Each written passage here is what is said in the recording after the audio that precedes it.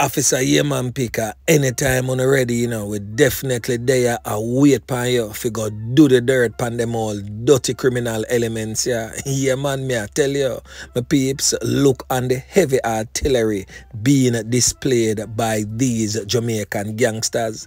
Look on this rifle right on his belly. As you can see at the ejection port, them have a pouch to collect all spent casings. So when time him knock it and clap it, literally no trace of that rifle will be left. Yeah, man, me I tell you. So with all of what I've just said, nobody feels say I'm not Jamaica this. Go over my Instagram page and watch the full video and you will definitely see say it's indeed Jamaica. Yeah, man. So without further ado, Officer Yeman Pick and team, come in, come clean house. Yeah, man. Dirt settings. On the spot, news media.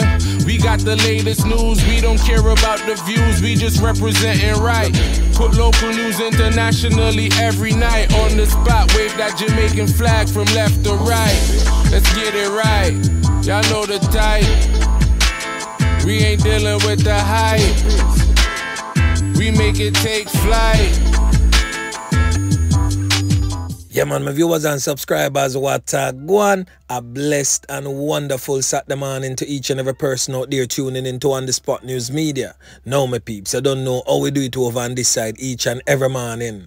We have to give thanks and praise to the Most High Creator for the preservation of life, because life is indeed the greatest. So in the morning, my peeps, I have a few stories to share with you, the regular members of Chan Public and also members of the diaspora. So please like the video, share the video, watch the entire vlog so you can get a full understanding and a better appreciation of everything we are going in a Jamaica. So over there in the troubled, crime-riddled Eastern Kingston Police Division, we saw where they closed out 2022 with a bang, with a triple knockings and clappings that resulted in the loss of life of 3 men. Yeah, man, me I tell you, the knockings and clappings over there in the Taylorlang district of Bull Bay continues, and the criminal elements continues to wreak havoc in that community. So now, my peeps, we are going to definitely give a full rundown as it relates to that triple knockings and clappings and others previously to that of the loss of life of those 3 men. So we are going to break down for you the whole thing, dissect it piece by piece, so the ones and ones them can get a better and a full understanding of exactly what led up to the triple knockings and clappings. Now, before we get into that, the Commissioner of Police, Major General Anthony Anderson, toured the area in recent times. So we are going to give that interview and then we get into the meat of the matter.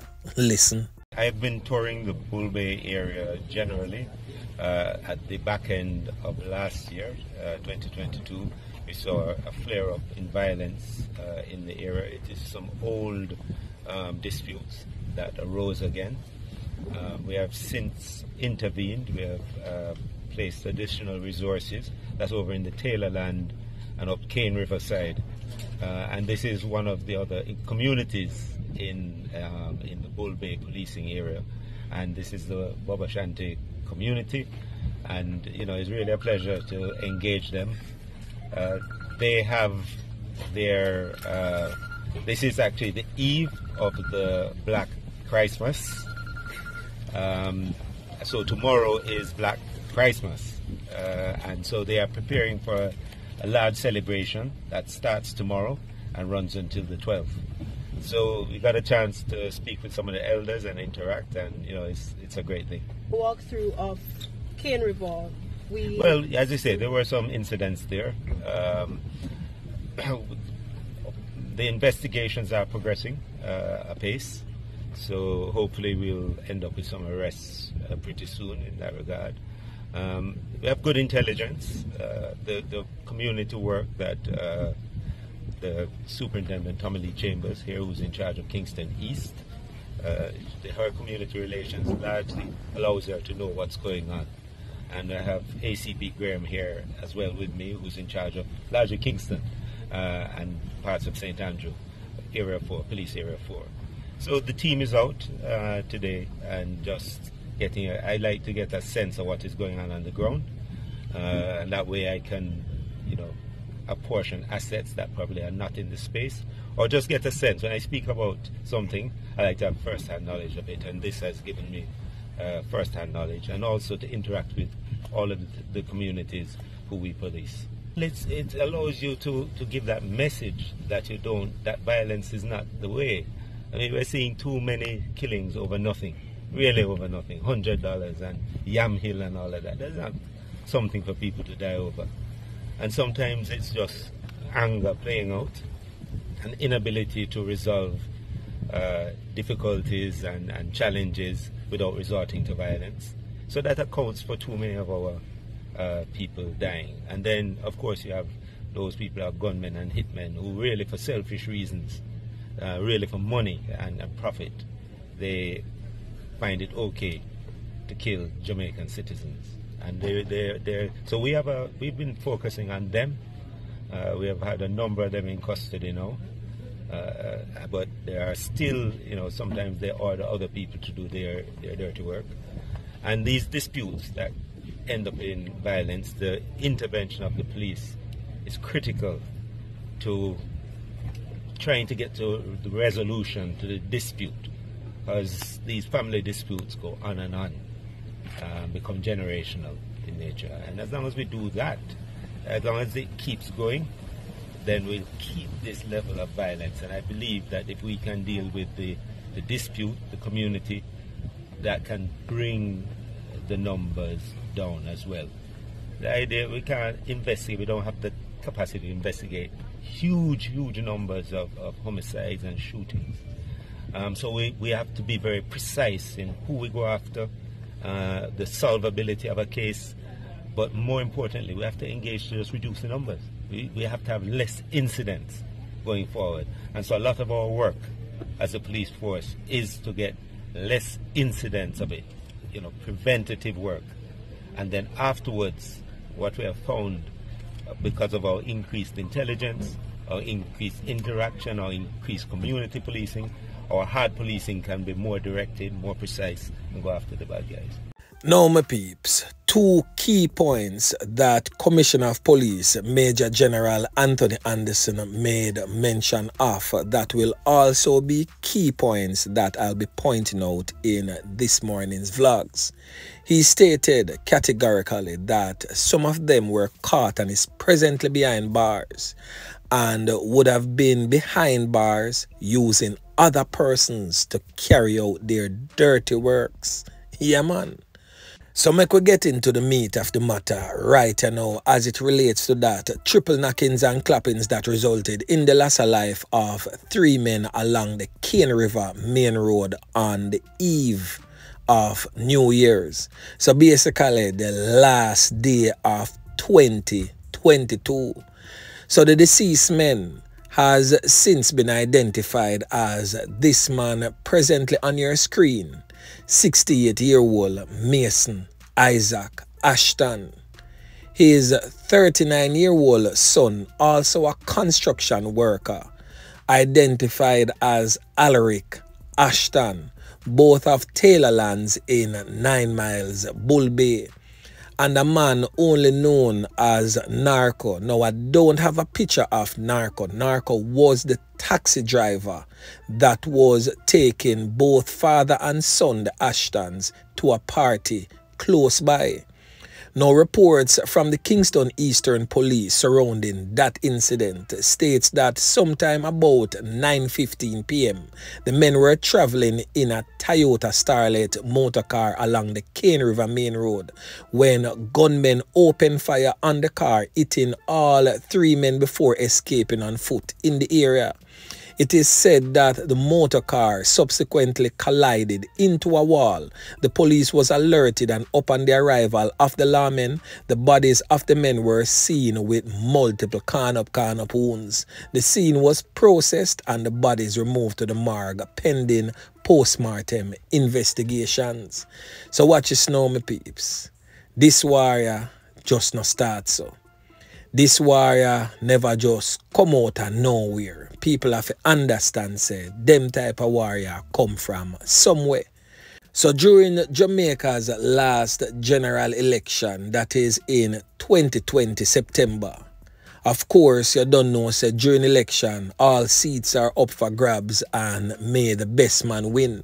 So we are talking about the East Rural St. Andrew seat, specifically Taylorland, Bull Bay.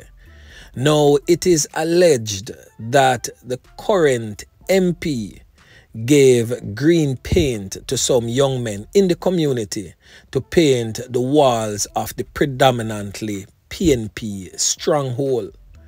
Now, the young men proceeded to do just that. When a confrontation started between the young men, that is a man known as Andre Otti, otherwise known as Nicky or Nicky Pine in the criminal underworld, and also a young woman wherein he boxed that young woman as she protested the painting of her walls. Now, Nicky Pine was subsequently knifed up by the young woman's mother, who intervened, and he was hospitalized. Now, it is widely stated that his cronies, a man known in the criminal underworld as Dan, another one known as Brother, and another one known as Rasta, and also a fourth person identified as Patch, retaliated by taking the life of a female relative of the woman who knifed him up. And right there, so all hell broke loose in the rural community of Taylorland, Bull Bay, where countless lives was lost. Whole heap of knockings and clappings, people lose them house burn down, people have to lift up and run way out of the community. Some of the deceased also include, as you would remember, the ice cream vendor and also a party promoter was taken out in a hail of bullets by criminal elements. And as the commissioner stated in that CVM interview, that some of the men were taken into custody and staying same place behind bars and instigating the lives of others. Now, on Friday, December 30, 2022, the criminal elements, cronies of Nicky Pine and Brother, who is presently behind bars, took another woman's life. Now, this is the woman that was taken out in a shop in the Taylorland Bull Bay area. She is presently on your screen. She is affectionately called in the streets as Tech Tech. Now, On the Spot News Media has yet to ascertain the correct name for this deceased female.